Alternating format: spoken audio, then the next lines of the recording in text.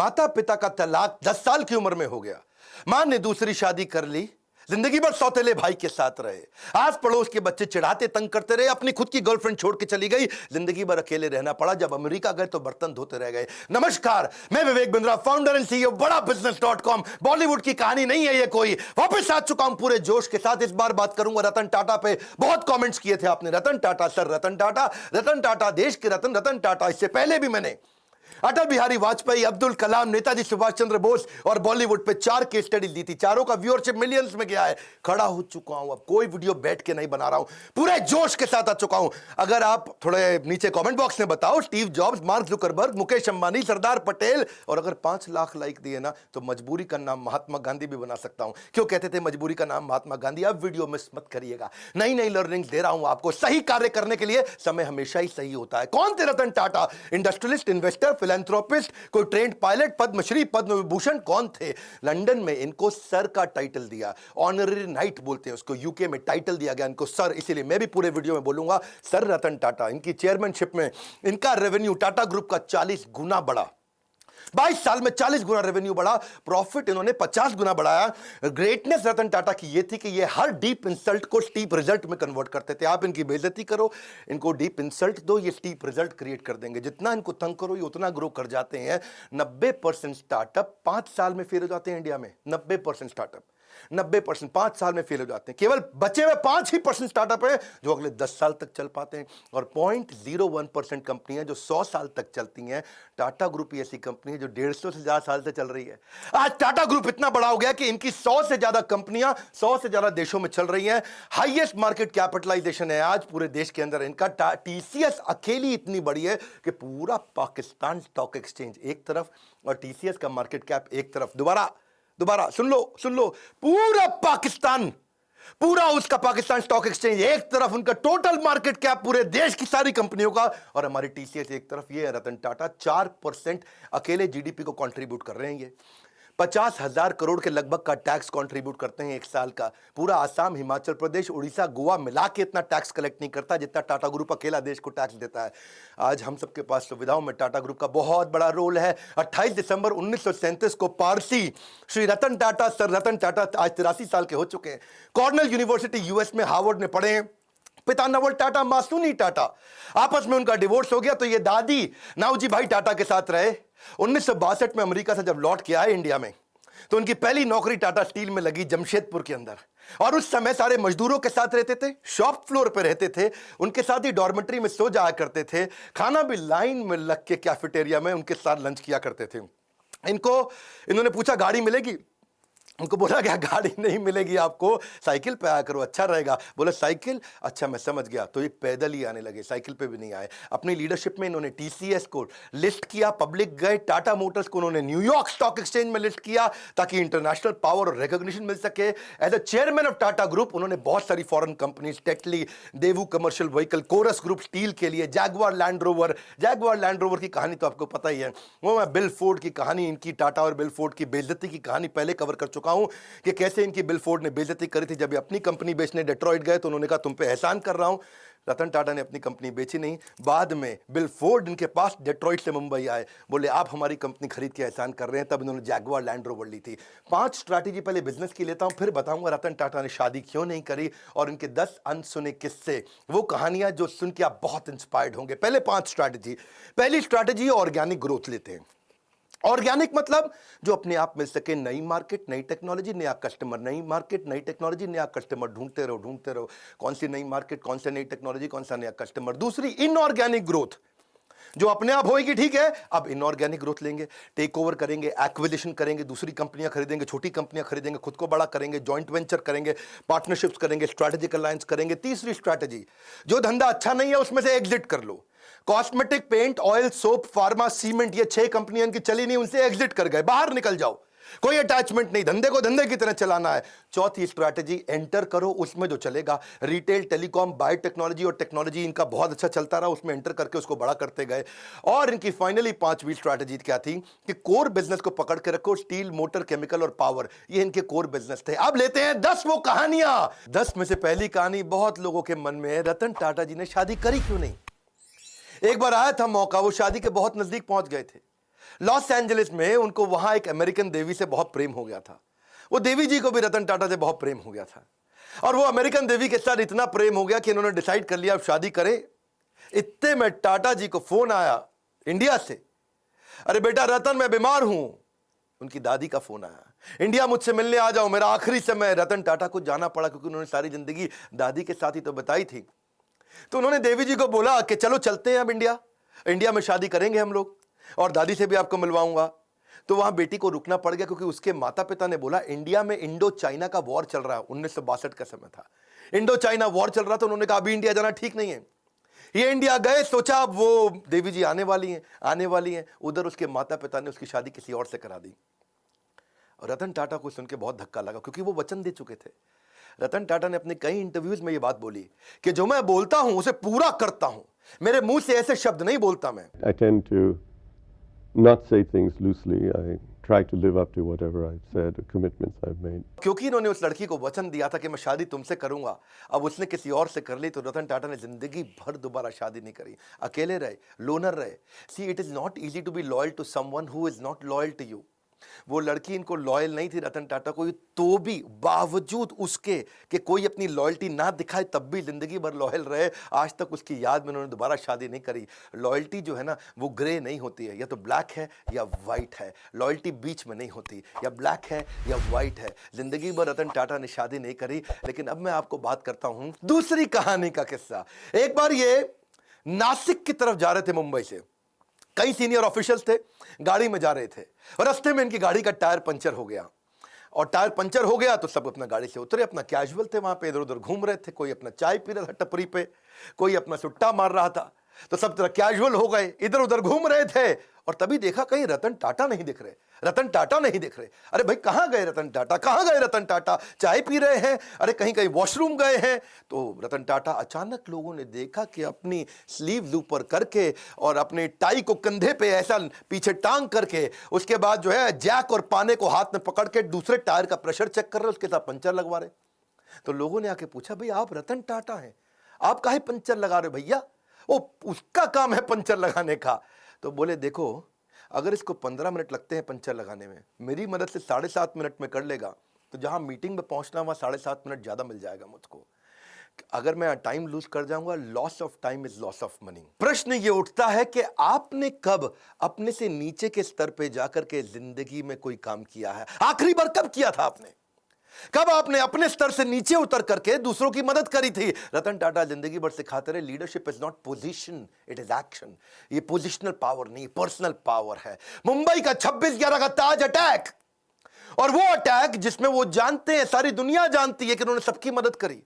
जो आदमी का वहां नुकसान हुआ, इनके जितने एम्प्लॉय थे पर्सनली उनके घर तक गए, ये तो आप जानते हैं।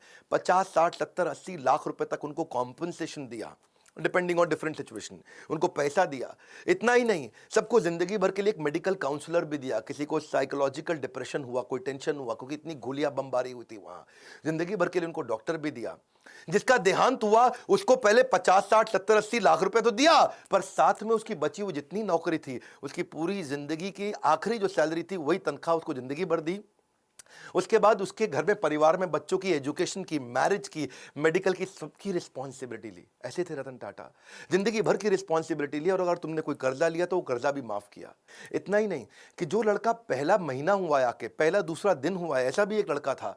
ऐसे भी कुछ लड़के थे जिनको बिल्कुल अभी होटल में ज्वाइन ही किया था, ट्रेन ही थे, उनको भी ऐसे ही पूरा कॉम्पनसेट किया। ये सब तो सब समझते हैं, पर जो बात जिसने मुझे हैरान कर दिया, जिसके कारण मैं भी अपनी कंपनी में स्टैंडर्ड को चेंज कर रहा हूं, वो ये है कि उन्होंने अपने होटल वालों की तो मदद करी, बाहर आसपास बाजार में जो पुलिस वालों को गोली लगी उनको भी उन्होंने कॉम्पनसेट किया।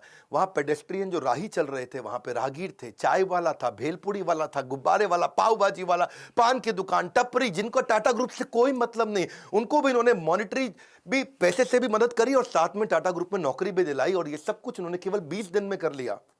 दूसरी तरफ एक लड़की थी देविका, सीएसटी स्टेशन पे, उसने अजमल कसाब को रिकॉग्नाइज किया था। छोटी लड़की थी, 10, 11, 12 साल की, और उसको उसके पिता और उसके भाई जेंट्स वॉशरूम गए थे, वो छोटी बच्ची को बाहर 2 मिनट छोड़ करके, और उसको सामने से आके गोली मारी। उसी ने अजमल कसाब को आकर के बाद में कोर्ट में पहचाना था। आज रतन टाटा ने तो 20 दिन के अंदर कॉम्पेंसेशन कर दिया सब कुछ। 20 दिन में फटाफट कमेटी बना के सबको मुआवजा दिया, सबकी मदद करी, सबके साथ खड़े हो गए। और तब 2008 से 2020 हो गया, एक 20 दिन एक 2020, 20 डेज 2020। आज 2020 तक उस लड़की को कोई कॉम्पेंसेशन नहीं मिला। इनफैक्ट मछुआरे थे कहीं, मैं भी इकोनॉमिक टाइम्स में खबर पढ़ रहा था, वो मछुआरों को आज 12 साल के बाद कॉम्पेंसेशन मिला। मतलब सरकार को जितना समय लगता है, टाटा को कभी समय नहीं लगता। करुणा के लिए कारण की जरूरत नहीं पड़ती। यदि आप दूसरों को प्रसन्न देखना चाहते हैं तो करुणा का भाव रखिए, और अगर खुद को प्रसन्न देखना चाहते हैं तो भी वही करना है, तो भी करुणा का भाव रखना है। देखिए, ये ऐसे व्यक्ति थे जो वैल्यू को वैल्यू किया करते थे, वैल्यूज को ही used to value the values. चौथी कहानी, हार्वर्ड के अंदर अब सब लोग सोचने लगे कि भाई हम क्राइसिस मैनेजमेंट सिखाते हैं, 26/11 में सबसे बड़ा क्राइसिस था, और तब वहां के प्रोफेसर ने सोचा कि भाई हम केस स्टडी सिखाते हैं क्राइसिस मैनेजमेंट की। तो उन्होंने अपने 2 प्रोफेसर्स को भेजा कि जाके इंडिया में पता लगाओ कि रतन टाटा की ये कंपनी टाटा ग्रुप में जो होटल था, होटल के कर्मचारी इतने कमिटेड कैसे थे, कैसे अपनी जिंदगी को दांव पर डाल के दूसरों को बचाने में लगे थे। आपको तो पता है ना, वहां एक जनरल मैनेजर भी था, करमबीर सिंह, 1 साल पुराना जनरल मैनेजर था। और उसने क्या देखा, मतलब उसकी वाइफ और उसके बच्चे उसी होटल में रुके हुए थे, और उसको पता चला, खबर मिली कि उसकी वाइफ की डेथ हो गई है वहीं पे, जो नीति थी उसकी वाइफ, और उसका बेटा उदय और समर, एक की उम्र 14 साल, एक की 5 साल, वो होटल के अंदर है जनरल मैनेजर करमबीर सिंह, और ऊपर फ्लोर के अंदर एक स्वीट कमरे के अंदर उनके बच्चे और उसकी बीवी की डेथ हो गई। लेकिन वो रुका नहीं, क्योंकि आग लग गई थी वहां कमरे में। वो रुका नहीं, वो सुनने के बावजूद वो दूसरे गेस्ट को बचाने में लगा रहा। इतना ही नहीं, उनके अलावा यंग ट्रेनी थे बहुत सारे, वो भी गेस्ट को बचाने में लगे रहे, वो भी खुद वहीं रुक रहे, उनको गेस्ट को भेजते रहे होटल के अंदर। टेलीफोन ऑपरेटर फोन करके बता रहा है कि अब निकलो, अब रुको, अब निकलो, अब रुको। रिसेप्शनिस्ट जो स्टाफ थी वहां पे, वो भी ह्यूमन शील्ड बना बना करके गेस्ट को निकालने में लगे हैं। सब लोग हैरान थे। हार्वर्ड बोला कि यार एम्प्लॉइज में ऐसा है क्या, इनके ये क्या भरते हैं, कौन सा इंजेक्शन लगाते हैं कि इनके एम्प्लॉय कोई आर्मी के अफसर थोड़ी है कि अपनी जिंदगी दांव पर लगा दी। भाई सबसे पहले तो आदमी अपने को बचाता है, खुद निकलता है। लेकिन इनके सारे एम्प्लॉय, जब ताज मालदीव्स का भी था ना, ताज, वहां पे भी सुनामी आया था 2004 में, उधर भी इन्होंने यही किया था। तो वो सोचे कि भाई ताज होटल के एम्प्लॉय ऐसे हैं कैसे। तो देश पांडे और रैना, ये 2 आदमी हार्वर्ड से आए रिसर्च करने इंडिया में। तो पहले सोचा, भाई सिंपल सी बात है, आप लोग भी सोच रहे होंगे कि इनकी ट्रेनिंग बड़ी अच्छी होती होगी, इनका ह्यूमन रिसोर्स अच्छा होगा, इनके मैनुअल अच्छे होंगे। लेकिन वो बोले नहीं, ट्रेनिंग तो तब देना जब एम्प्लॉय 2, 4, 5, 10 साल पुराना हो जाए। यहां तो एम्प्लॉय नया था, जिसको आए 15 दिन हुए वो भी जान दे रहा है अपनी। तो बोले कि अच्छा रिवॉर्ड रिकॉग्निशन अच्छा देते होंगे। भाई नहीं, जो रिवॉर्ड रिकॉग्निशन तब दोगे जब तुम साल, 2 साल, 4 साल नौकरी कर लोगे, तब तो कोई अवार्ड रिवॉर्ड दोगे। वो तो 15 साल पुराने लड़के, 15 दिन क्षमा चाहता हूं, पुराने लड़के आए और होटल में अपनी जान देने में लगे। तो ये कह रहे हैं कि क्या चक्कर है, टाटा ग्रुप के होटल में कोई आदमी आता है तो अपनी जान देने को तैयार हो जाता है, पर ग्रुप के लिए, टाटा के लिए काम करता है, क्या चक्कर है। तो उन्होंने कहा भाई रिज्यूमे अच्छा था इनका, एक्सपीरियंस अच्छा था, पता चला वो भी नहीं। फाइनली रतन टाटा से जब इनका इंटरव्यू हुआ, उन्होंने कहा यार क्या क्या चक्कर क्या है, आपके होटल का आदमी अपनी जिंदगी दांव पर लगा देता है।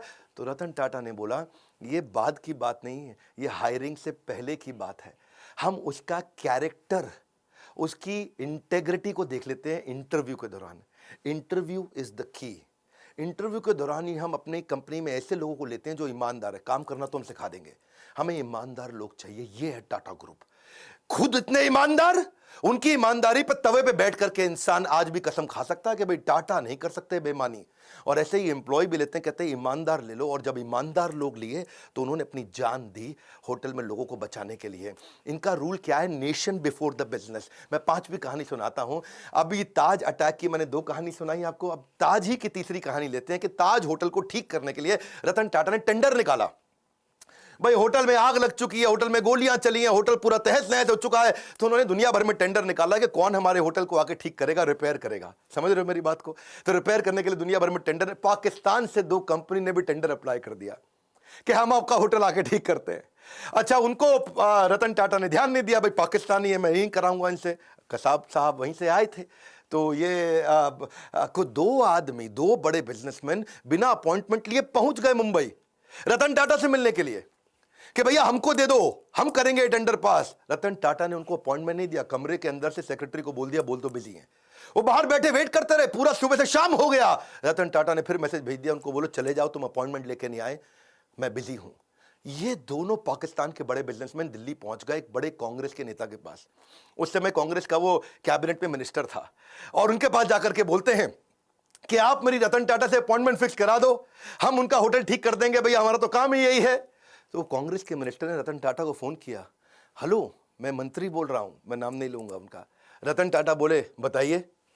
बोले ये 2 आदमी आए हैं बिजनेसमैन पाकिस्तान से, ये आपका होटल ठीक कर सकते हैं, इनको टेंडर दे दो, आप इनको मीटिंग तो दे दो, कम से कम इतना तो करो। तो रतन टाटा ने उनको क्या जवाब दिया, आप हैरान हो जाएंगे। बोले तुम बेशर्म हो सकते हो, मैं बेशर्म नहीं हूं, पाकिस्तानियों को धंधा नहीं दूंगा। खटाक फोन रख दिया। ऐसे हैं हमारे श्री रतन टाटा। इसी के साथ दूसरी कहानी, और 26/11 के अटैक के बाद पाकिस्तान की सरकार ने उनसे कुछ सैकड़ों हजारों टाटा सूमो को ऑर्डर दिया था। टाटा सूमो उन्होंने कहा मैं पाकिस्तान को नहीं दूंगा, नुकसान बर्दाश्त है लेकिन देश से गद्दारी बर्दाश्त नहीं है। क्विकली छठी छोटी सी कहानी, एक बार एक कॉलेज के चेयरमैन ने उनको इन्वाइट किया कि बड़े फंक्शन में 25वीं एनिवर्सरी थी, सेलिब्रेशन थी। अब रतन टाटा आए हुए, रतन टाटा है भैया, टाटा ग्रुप कंग्लोमरेट।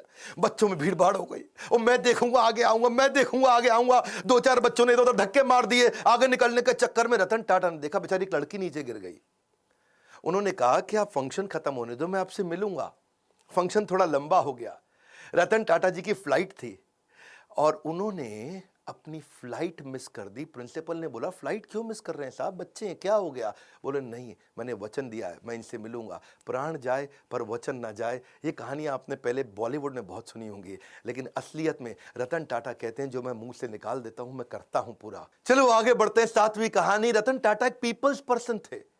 आपको पता है जब जापानी कंपनीज इंडिया में आती हैं और ऑटोमोबाइल कंपनी लगाती हैं तो बहुत स्ट्राइक होती हैं।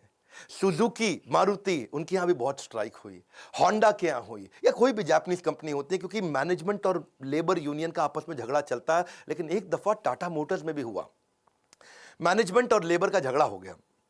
वहां पे लेबर ने उनको बोला, उनकी यूनियन ने बोला कि भाई हमको ना यहां पे एक बोनस चाहिए, आप बोनस नहीं दे रहे हैं। वो इतना वायलेंट हो गया कि मजदूरों को भी चोट आई और मैनेजर्स को भी चोट आई, कुछ झगड़ा बहुत बढ़ गया।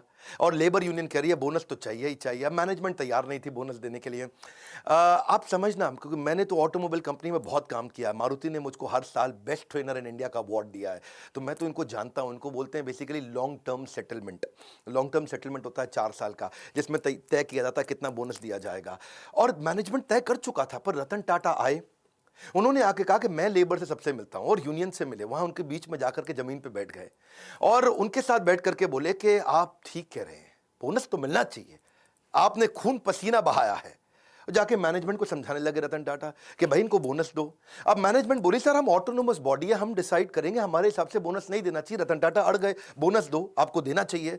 मैनेजमेंट बोली आप जबरदस्ती करेंगे तो हम दे देंगे, लेकिन इनको देना बनता नहीं है। रतन टाटा बोले देखो मेरी रिक्वेस्ट है, इनको बोनस दो। अब वहां सारे मजदूर देख रहे हैं, पहली बार भी रतन टाटा खुद आए, आके मैनेजमेंट से लड़ रहे हैं। ऐसा साइकोलॉजिकल टर्न अराउंड हुआ कि उसके बाद खुद ही सारे की सारी लेबर यूनियन ने आकर के बोल दिया कि अब हमको बोनस नहीं चाहिए, रतन टाटा आकर के हमसे लड़े, इतना ही काफ़ी है। 8वीं क्विकली कहानी, रिवॉर्ड द फेलियर।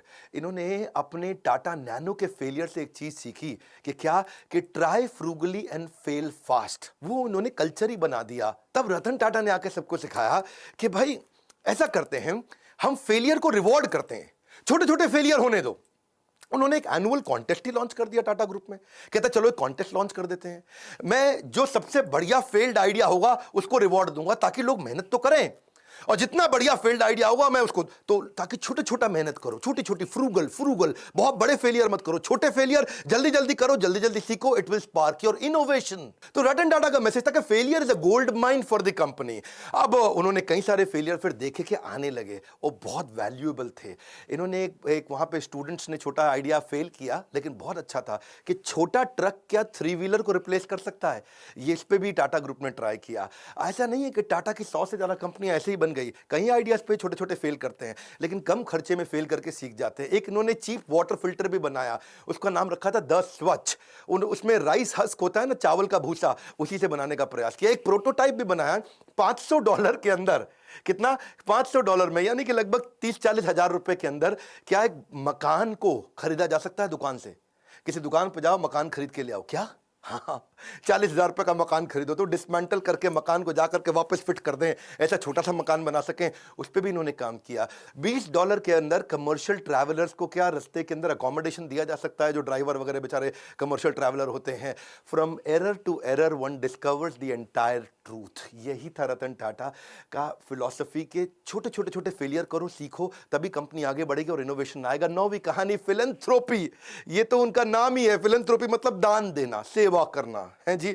रतन सेवक टाटा, शायद इनका नाम ऐसा ही होना चाहिए था, रतन फिलैंथ्रोपिस्ट टाटा। ऐसे फिलैंथ्रोपिस्ट जो आज भी 66% के आसपास अपनी कंपनी के प्रॉफिट्स को चैरिटेबल ट्रस्ट में देके दान दे देते हैं। हेल्थ के ऊपर, न्यूट्रिशन पे, एजुकेशन पे, वाटर के कंजर्वेशन पे, डिजिटल ट्रांसफॉर्मेशन पे, गरीबों को स्किल डेवलपमेंट के ऊपर, डिजास्टर रिलीफ में, चाहे वो कोरोना हो या उससे पहले का डिजास्टर हो, कहीं बाढ़ आई हो, या फिर स्पोर्ट्स को बढ़ाने में, या बच्चों को स्कॉलरशिप देने में। देखो कॉर्नेल यूनिवर्सिटी तक चले गए, वहां भी उनको बोला कि अगर इंडियन बच्चे आएंगे, काबिल हुए, तो उनको फाइनेंशियल एड दे दो। वहां जाके कॉर्नेल यूनिवर्सिटी का पैसा दिया है, वहां से खुद पढ़ाई किया था। 100 करोड़ रुपए के आसपास तो उन्होंने आईआईटी बॉम्बे में दे दी कि Tata centre of technology design यहां बना दो। लेटेस्ट अभी इन्होंने 1,500 करोड़ रुपया कोविड में दान किया।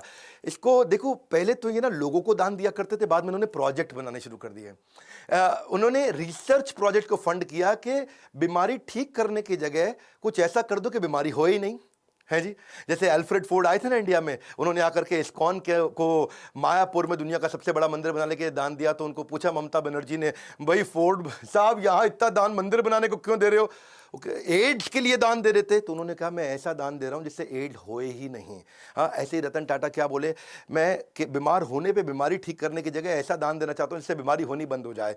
टाटा ग्रुप फिलैंथ्रोपी में इतना आगे है। 2011 का मैं अपना पर्सनल किस्सा भी सुनाना चाहूंगा। मेरे गुरुदेव के आदेश पे उन्होंने कहा हम गरीब बच्चों को खाना खिलाना चाहते हैं। तो उन्होंने कहा कि आप टाटा ग्रुप से जाकर के मिलिए, वो बहुत दान देते हैं। तो तब अर्जुन मुंडा सांसद हुआ करते थे उन दिनों, ये मेरा पर्सनल किस्सा है, 2011 का बता रहा हूँ, जमशेदपुर से। और तब मैं उनको गया, उनके पास जाके उनको गीता के कुछ कथा सुनाई, उनको बताया यज्ञ दान तप कर्म, कि यज्ञ दान तपस्या और कर्म ये सबको करना चाहिए, पावनानि मनीषी नाम। बहुत खुश हुआ अर्जुन मुंडा अचानक भगवत गीता पढ़ते पढ़ते 15 दिन में झारखंड की सरकार पलटी, मुख्यमंत्री बन गए। बहुत खुश हुए, बोले विवेक बिंद्रा जी आपने मुझको गीता दी और मैं मुख्यमंत्री बन गया, आइए चलिए मिलते हैं। शपथ समारोह पे उन्होंने बुलाया, बोला मैं क्या सेवा कर सकता हूं? मैंने कहा मेरे लिए मत करिए, मुझको आप रतन टाटा जी से, जमशेदपुर में वहां नेरूरकर हुआ करते थे, हेमंत नेरूरकर मैनेजिंग डायरेक्टर, इनसे मिलवा दीजिए। मैं चाहता हूं गरीब बच्चों को जमशेदपुर में किचन बना दें और गरीब बच्चों को मिड डे मील के द्वारा उनको स्कूल में बुलाएं, खिलाएं। तो उन्होंने मेरी वहां मीटिंग कराई।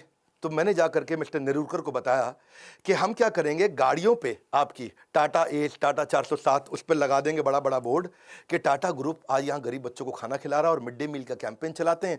स्कूल के अंदर बच्चों को दाल चावल रोटी सब्जी गरम गरम खिला देंगे, इससे बच्चे स्कूल आएंगे फ्री में खाना खाने के लिए। उनको आइडिया अच्छा लगा, उन्होंने 15 करोड़ रुपया डोनेशन भी दिया। ये पर्सनली मैं उन दिनों शायद उस समय 28-29 साल का रहा हूँगा, और ये मेरी लाइफ का एक बड़ा अचीवमेंट था कि मैं एक सेवा कर पाया। आज भी वो किचन चल रही है, 65,000 गरीब बच्चों को वहाँ खाना खिलाया जा रहा है। उसके ओपनिंग पे मैं गया था, इनॉग्रेशन पे कुछ फोटोग्राफ्स भी मैं आपको शेयर करूँगा। तो वहाँ मुख्यमंत्री थे, ये मैनेजिंग डायरेक्टर थे टाटा ग्रुप के। वहाँ पे आज तक कोई भी व्यक्ति दान देकर कभी गरीब नहीं बना है। No one has ever become poor by giving. देखिए, पक्षी के पीने से नदियों का पानी खत्म नहीं होता, उसी प्रकार धनी व्यक्ति के दान देने से उसका दान भी नहीं घटता है। ये टाटा ग्रुप के साथ मेरा एक्सपीरियंस था। और 10वीं कहानी, विनम्रता से विश्वास। वैसे तो मन करता है सर रतन टाटा के बारे में बोलते चले जाऊं, घंटों की वीडियो बनाऊं, फैमिली ट्री पे बनाऊं, उनके सब वो परिवार शुरू से लेकर के अब तक 150 साल की हिस्ट्री बताऊं, उनके कॉर्पोरेट एक्सपीरियंस बताऊं, बिजनेस 100 से ज्यादा कैसे चलाते थे उसके बारे में बात करूं, क्या क्या नहीं बात करूं। लेकिन चलिए, समय पूरा ना पड़ता हो। एक बार वो सेमिनार में गए, और एक सेमिनार में, वहां सेमिनार खत्म होने के बाद लोगों ने बोला भाई सर रतन टाटा के साथ फोटो खिंचाएं, तो सब लोग लाइन में खड़े हो गए। 3 रो बना ली उन्होंने, पहले लंबे वाले लड़के पीछे खड़े हो गए, फिर थोड़ी कम हाइट के, और नीचे बाकी जमीन पे बैठ गए।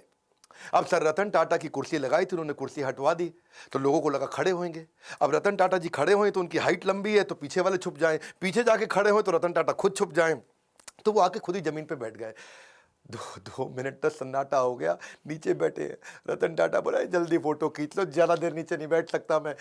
सर रतन टाटा है वो, विनम्रता की मूर्ति, विनम्रता से विश्वास तक। जब श्री नारायण मूर्ति, जो कि इन्फोसिस के फाउंडर हैं, जब उनको बोला गया कि आप लाइफ टाइम अचीवमेंट अवार्ड दीजिए रतन टाटा को, और वो जब लाइफ टाइम अचीवमेंट अवार्ड देने गए, तो अवार्ड देते ही उन्होंने पहले उनके चरण स्पर्श किए, उनके पाँव छुए। ये हमारे देश की सभ्यता है, और सभ्यता से ज़्यादा ये स्वयं सर रतन टाटा हैं कि कॉम्पिटिटर भी आके पाँव छूता है। आप दोबारा बता दूं, ये टीसीएस चलाते हैं, वो इन्फोसिस चलाते हैं, आपस में कंपटीशन है। कॉम्पिटिटर भी जिसके पांव छुए वो है सर रतन टाटा। कोई भी गाड़ी दुनिया में चला सकते हैं, लंबरगिनी भी चला सकते हैं, लेकिन टाटा की सेडान गाड़ी चलाते हैं। इकोनॉमी क्लास में एयर एशिया के ट्रैवल करते हैं। ट्रस्ट इक्वल्स टू कल्ट, उनका कल्ट इतना ज्यादा है। एक बार क्या हुआ, सर रतन टाटा के 1 मिलियन फॉलोअर हो गए इंस्टाग्राम पे, तो वो इंस्टाग्राम पे आए, सबको धन्यवाद कर दिया कि भाई मेरे 1 मिलियन फॉलोवर हो गए, आप सबका बहुत बहुत धन्यवाद। तो वहीं एक लड़की ने नीचे कमेंट लिख दिया, कांग्रेचुलेशन छोटू। क्या छोटू? अब लोग बुरा मान गए, छोटू कह रही है, ये देख तो ले कौन रतन टाटा है वो, छोटू बोल। उसने सोचा 1 मिलियन मतलब छोटू जैसा ही है, और लोगों ने इतना हेट स्पीच लिखा, इतना बुरा किया, ये देख तो ले, देख रतन टाटा है वो, देख देख। और वो बेचारे फिर रतन टाटा आ गए बीच में, और उन्होंने आकर के लिख दिया नीचे, उन्होंने लड़की को पहले बुरा भला तो बोला नहीं, लेकिन उल्टा आकर के लिख दिया लड़की से कि मैं आपसे माफी मांगता हूं, आपके बारे में लोग इतना बुरा भला बोल रहे हैं। और लोगों को बोला please treat this young lady with respect. लोगों ने बोला ओए देख ले, और देख ले, ये रतन टाटा, और गुस्सा खा गए लोग। भाई रतन टाटा के मामले में लोग बिल्कुल नहीं सुनते हैं। और फिर बेचारी उस लड़की ने भी आकर के अपने कॉमेंट को डिलीट किया। ऐसे है सर रतन टाटा, ट्रस्ट का दूसरा नाम है।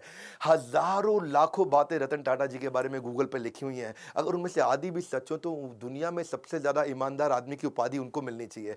वैसे रतन टाटा जी ने जो इंपैक्ट क्रिएट किया है वो तो शायद कोई भी ना कर सके, मैं तो कभी उसके तिनके का भी प्रयास ना कर सकूं, लेकिन बिजनेस में आपको सफल बनाने की जिम्मेदारी हमने जरूर ले ली है, ये तो पक्का कर लिया है, कुछ भी नहीं छोड़ा है, कुछ भी नहीं। इतना बढ़िया बढ़िया दुनिया के हर प्रॉब्लम का बिजनेस कंटेंट हमने हिंदी में बना दिया है, कुछ नहीं छोड़ा है। आज हमसे ज्यादा बिजनेस ट्रेनिंग प्रोग्राम कोई भी किसी का भी कंटेंट कंज्यूम नहीं करता, केवल बड़ा बिजनेस प्लेटफॉर्म ऐसा है। अगर हिंदी में किसी को बिजनेस सीखना है, कुछ नहीं छोड़ा है, सब सिखा दिया। आइए वर्ल्ड का मोस्ट पावरफुल कंटेंट कंज्यूम करिए। अगर आप बनना चाहते हो एक सफल व्यापारी, तो call now to join EAE, यानी कि एवरीथिंग अबाउट एंटरप्रेन्योरशिप, एवरीथिंग। वैसे एक बात है, रतन टाटा एक ऐसे रत्न है जिन्हें भारत रत्न भी पूर्ण रूप से परिभाषित नहीं कर सकता, लेकिन उनको फिर भी उनके सम्मान के लिए भारत रत्न जरूर दिया जाना चाहिए, उनके जीते जी तो जरूर दिया जाना चाहिए। अगर वास्तव में कोई भारत रत्न का अधिकार रखता है तो वो हमारे देश के असली रत्न है रतन टाटा। जीते जी उनको सम्मान देना चाहिए। आज वो 83 साल के हैं। जवाहरलाल नेहरू जी ने,